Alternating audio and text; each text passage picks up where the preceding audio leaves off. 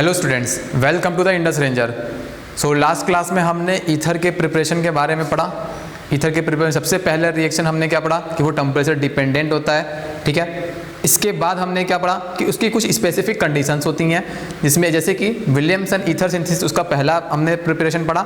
उसमें हमने क्या देखा विलियमसन ईथर सिंथेसिस में कि हमारा जो एल्कोक्साइड आयन और हमारे पास एल्किल हैलाइड होता है, तो एल्कोक्साइड आयन जो होता है वो हमारा कैसा होता है, एक बल्कियर ग्रुप होता है, और वहीं एल्किल हैलाइड हमारा क्या होता है जो कि हमारा लेस स्टेरिक हिंडर्ड होता है। तो हमारा क्या होगा, ईथर का फॉर्मेशन होगा, ठीक है। अगर इसका जस्ट अपोजिट हो जाएगा तो वहाँ पे क्या हो जाएगा, एलिमिनेशन प्रोडक्ट क्या होगा, हमारा मेजर प्रोडक्ट होगा, ठीक। तो आज हम बात करेंगे क्या, इसे कुछ केमिकल रिएक्शंस की बात करेंगे, केमिकल रिएक्शंस ऑफ ईथर। आज हमारा पहला टॉपिक क्या है, केमिकल रिएक्शंस ऑफ ईथर, ठीक है। तो हेडिंग क्या रहेगा मेरा, केमिकल रिएक्शन।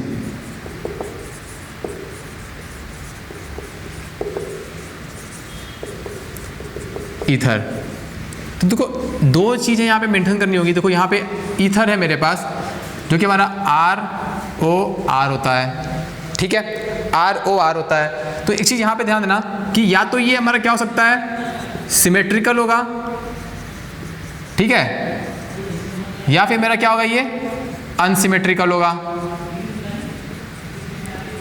ठीक है। या तो ये हमारा सिमेट्रिकल होगा या फिर मेरा कहिए अनसिमेट्रिकल होगा। तो दोनों केस हम देखेंगे, दोनों केस देखें हम देखेंगे। तो हम सबसे पहला केस देखेंगे क्या, सिमेट्रिकल ईथर, या फिर अनसिमेट्रिकल ही ले लेते हैं। अनसिमेट्रिकल से हमारा सिमेट्रिकल जो है आसान समझना। तो सपोज कर लेते हैं हम कि CH3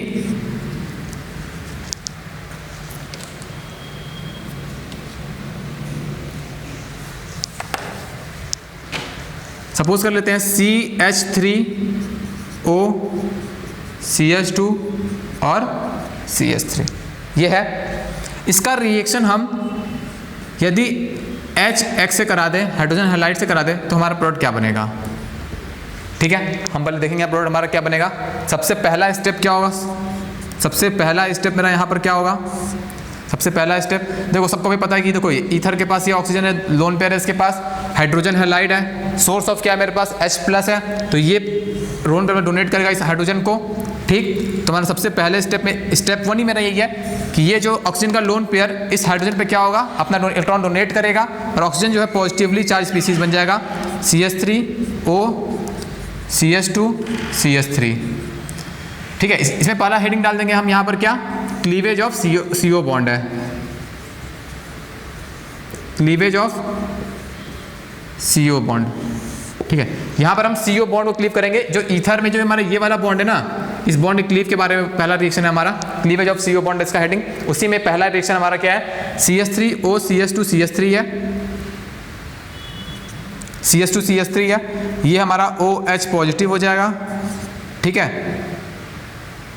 इस पर रिएक्शन करेगा तो हमारा क्या बन जाएगा, ये मेरा OCH2 CH3 पॉजिटिव बन गया मेरा ये, ठीक है। ये तो रहा मेरा पहला स्टेप, ठीक। अब हम बात करते हैं दूसरे स्टेप रिएक्शन की बात करते हैं, ठीक है। देखो दूसरे स्टेप में क्या होगा, दूसरे स्टेप में क्या होगा, अगर इस पर अटैक करेगा तो यहाँ से I- जो अपना निकल जाएगा, ठीक है, I- जो है यहाँ से निकल जाएगा, ठीक। I- यहाँ से निकल गया। तो अब दूसरे स्टेप में क्या होगा, हमारे पास न्यूक्लियोफाइल I- प्रेजेंट है, ठीक है, और ये O के पास दो कार्बन है। देखो यहाँ पे समझ लो थोड़ा सा, CH3OH पॉजिटिव,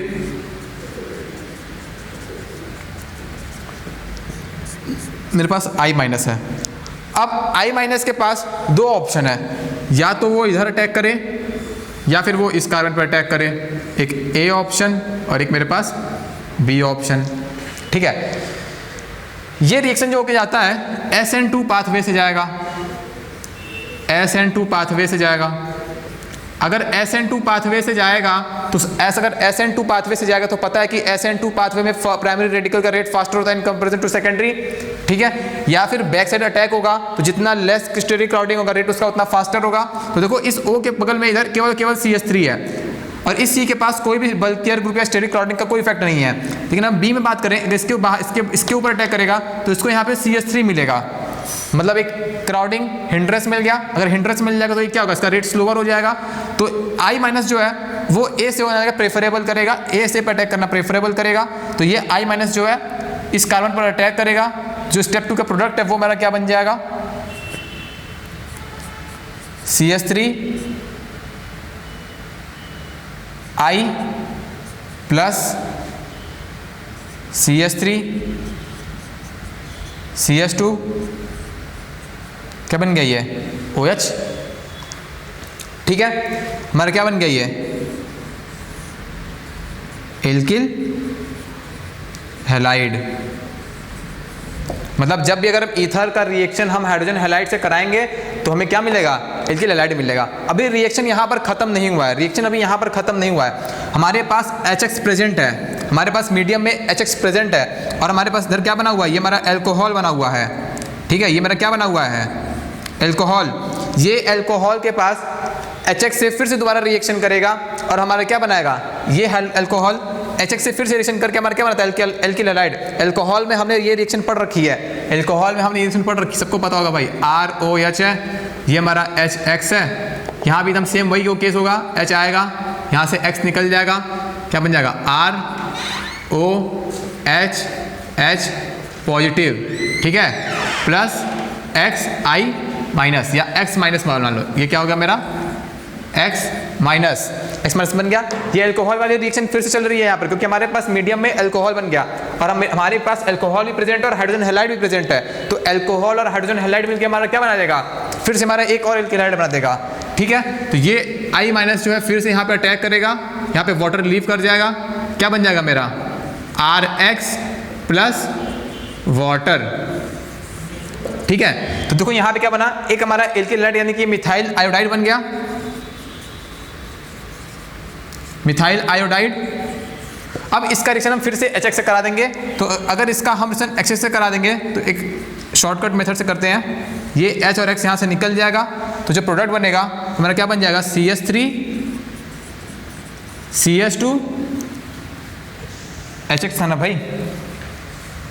अच्छा I ले लो, यहाँ पे हर जगह I ले लो, I माइनस यहाँ I हो गया, ये I माइनस हो गया।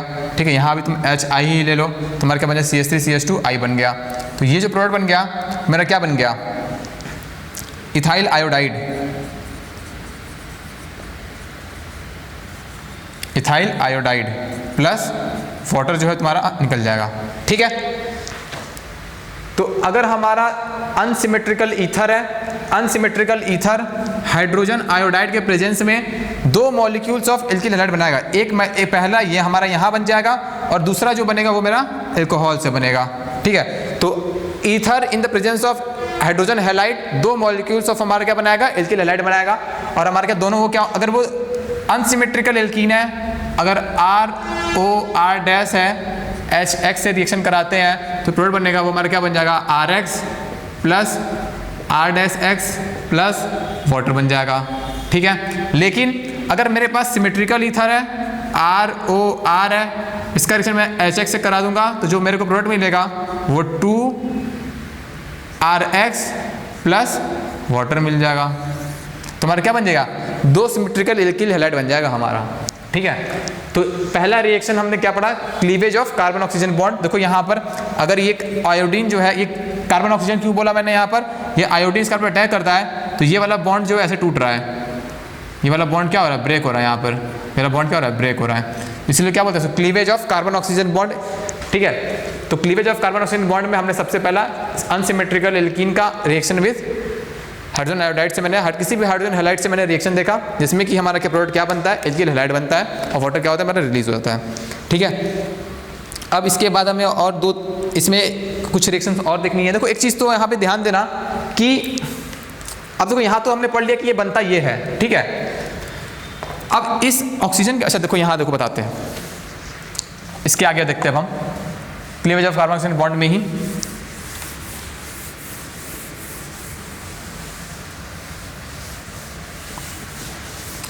अब मैटर करेगा कि ऑक्सीजन के पास जो एल्किल ग्रुप है ना वो कैसा है, बल्कियर है, लेस बल्कियर है, तो उसका भी इफेक्ट जो है हमारा पड़ेगा प्रोडक्ट के फॉर्मेशन में।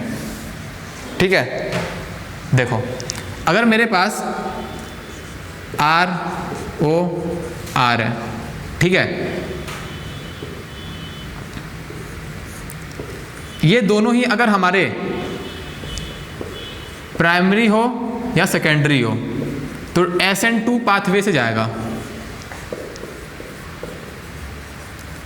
SN2 pathway.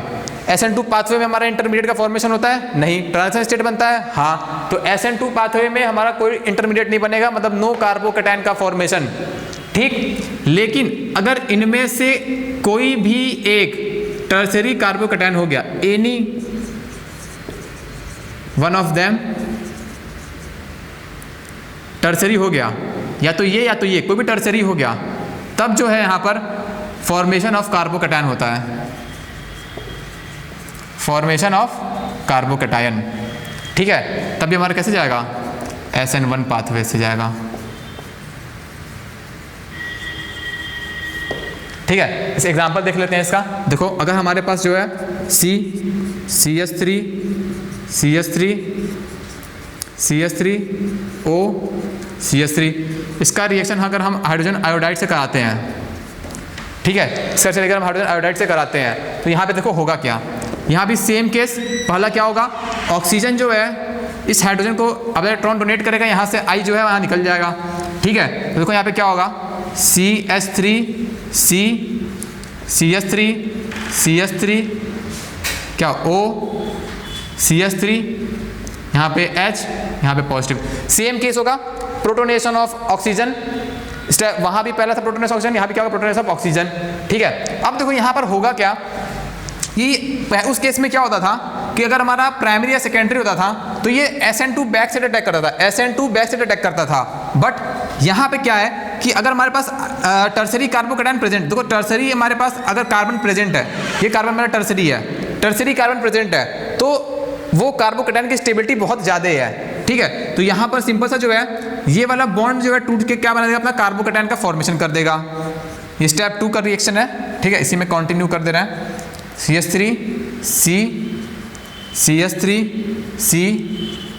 CH3 ये कार्बोकैटायन मेरा बन गया, और यहाँ पर मेरा क्या बन गया,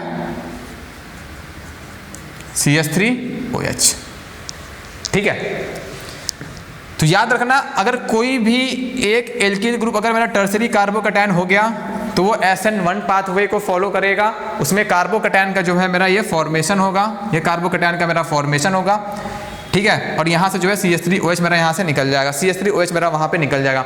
यहाँ से मेरा I- निकला हुआ था, तो ये I- जो है अब क्या करेगा, I- सिंपल सा इसके साथ क्या करेगा, बॉन्ड बना लेगा, और जो हमारा प्रोडक्ट बनेगा वो हमारा क्या बनेगा,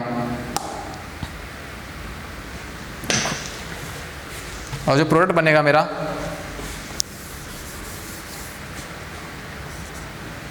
क्या बन जाएगा, CH3 और क्या बन गया, I बन गया, टर्सरी ब्यूटाइल आयोडाइड बन गया, ठीक है। ये हमारा क्या बन गया, एल्किल हैलाइड बन गया। तो बनेगा एल्किल हैलाइड, यहाँ भी बनेगा एल्किल हैलाइड, यहाँ भी है एल्किल हैलाइड बनेगा, यहाँ भी बनेगा। ईथर का रिएक्शन हम हाइड्रोजन हैलाइड से कराएंगे तो बनेगा मेरा क्या, एल्किल हैलाइड। अब डिपेंड ये करता है कि अगर मेरे पास यही क्वेश्चन था CH3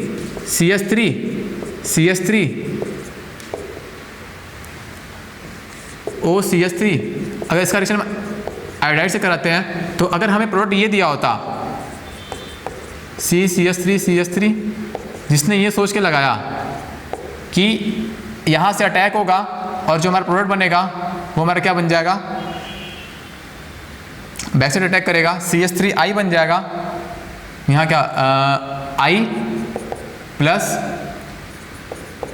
CH3I, ठीक है, प्लस वाटर, ठीक है। यहाँ बना तो ये भी है, पर पाथ हमारा क्या है, SN2 है, और यहाँ पे क्या है, SN1 पाथवे है, ठीक है। ये बस सबको क्लियर है। अब देखो सेकेंड स्टेप क्या होगा, CH3OH है, ये फिर से हाइड्रोजन आयोडाइड के प्रेजेंस में रिएक्शन करेगा, क्या बना देगा मेरा, CH3I प्लस वाटर बना देगा।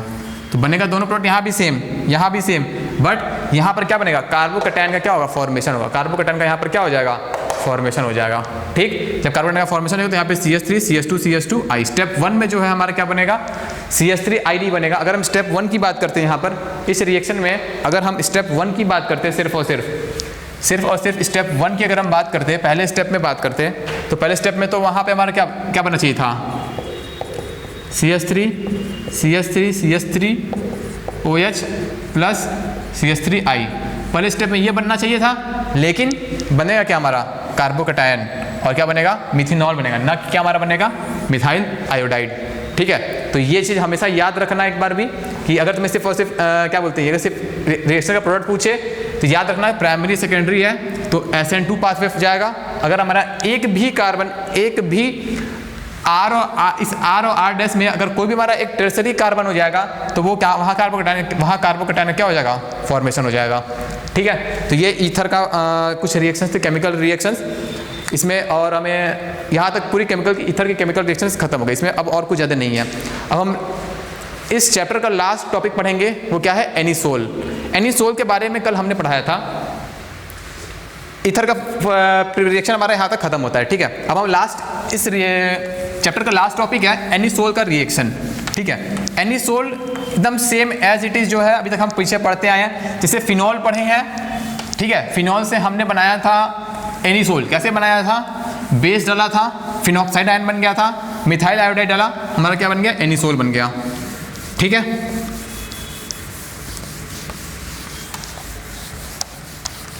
और कल इसकी कुछ प्रॉपर्टीज पढ़े थे हम एनिसोल की, तो कल हम एनिसोल की कुछ प्रॉपर्टीज पढ़े थे। ठीक है, तो उनको आज कंसीडर करके उसी कुछ केमिकल रिएक्शंस देखेंगे। तो एनिसोल जैसा कि कॉमन नेम है इसका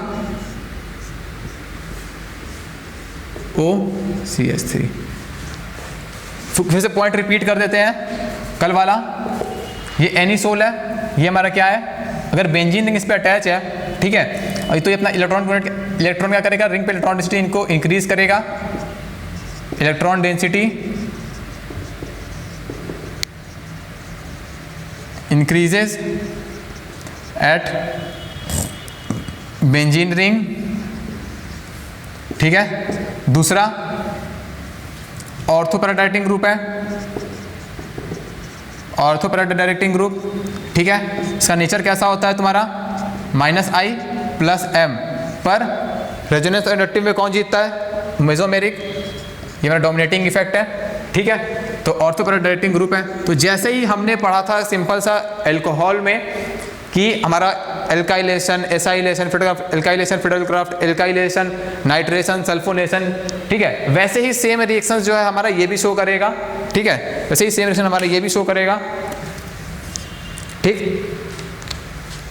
तो अब इसकी रिएक्शन देखेंगे। यहाँ पर सिंपल सा कुछ बेसिक रिएक्शन है, एक एक करके देखते जाएंगे हम बस कल। यहाँ पर रिएजेंट हमारा क्या रहेगा, यहाँ भी सेम रहेगा, रिएजेंट मेरा यहाँ भी सेम रहेगा। जैसे वहाँ पर हम फिडलक्राफ्ट एल्काइलेशन के लिए क्या यूज़ करते थे, एक हमारा एल्काइलेशन के लिए एल्किल हैलाइड और साथ ही साथ एक लेविस एसिड यूज़ करते थे, तो हमारा वहाँ पे एल्काइलेशन रिएक्शन होता था। यहाँ भी एकदम सेम एल्काइलेशन रिएक्शन होगा मेरा, यहाँ पर रिएजेंट हमारा वही रहेगा। देखो यहाँ पर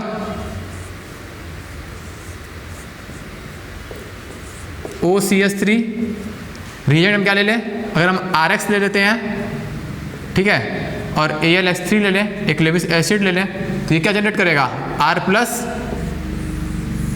जनरेट करेगा, इलेक्ट्रोफाइल जनरेट हो गया। यहाँ पे क्या बन जाएगा मेरा, OCH3, R यहाँ पर एक प्रोडक्ट ये बन जाएगा,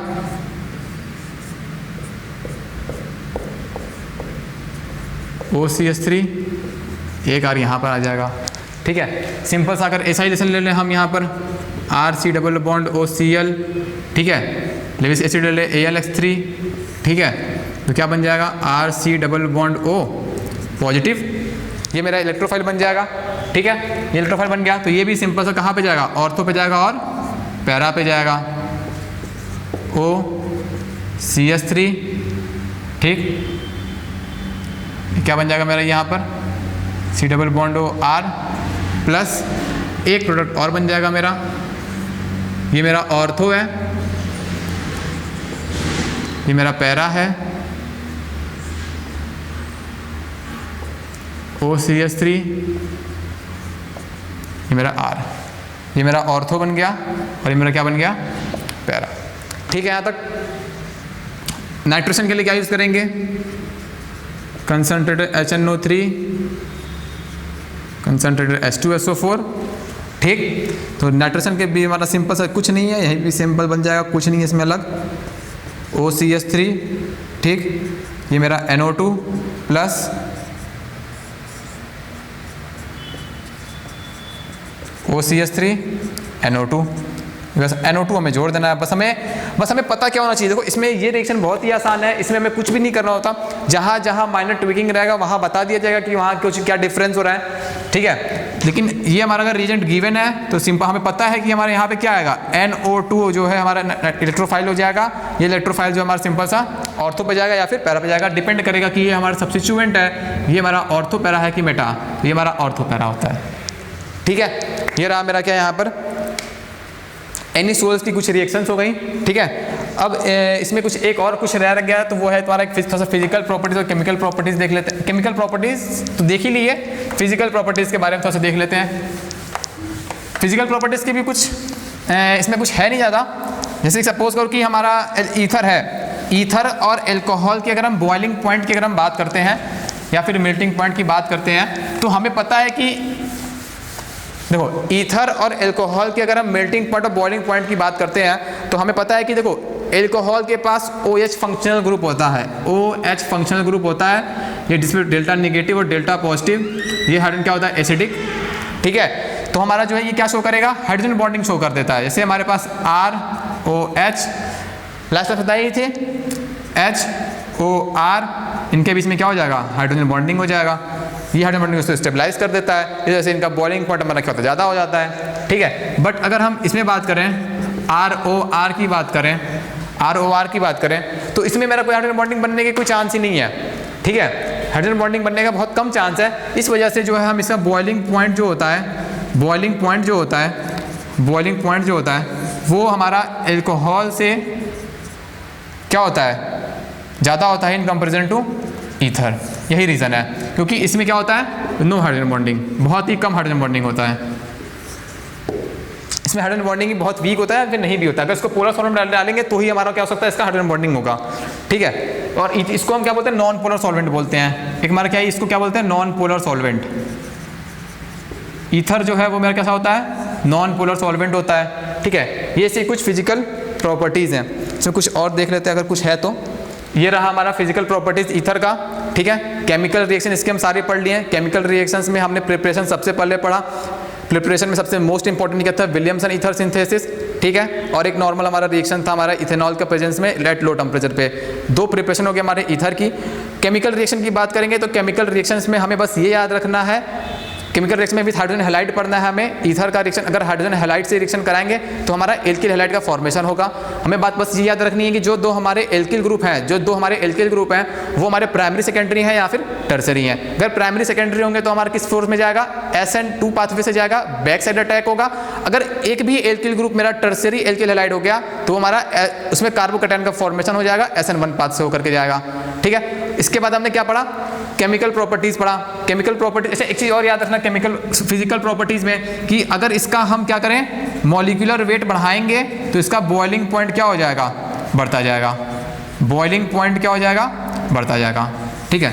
एक तरीका ये है कि अगर हमें ईथर के बॉइलिंग पॉइंट को बढ़ाना है तो इसका मोलर जो हमारे आर साइड ग्रुप हैं इनको अगर हम बढ़ा देंगे तो इनका क्या हो जाएगा, बॉइलिंग पॉइंट जो है वो मेरा क्या हो जाएगा, बढ़ जाएगा, ठीक। और इसमें बहुत ही कम हाइड्रोजन बॉन्डिंग होती है, इस वजह से इसका बॉइलिंग पॉइंट अल्कोहल के कंपैरिजन में क्या होता है, कम होता है, ठीक है। तो ये रहा हमारा second chapter alcohol and ether, जो कि यहाँ पर ख़त्म होता है। अब इसके बाद हम नेक्स्ट चैप्टर स्टार्ट करेंगे, कार्बोनिल कंपाउंड स्टार्ट करेंगे। Thank you so much.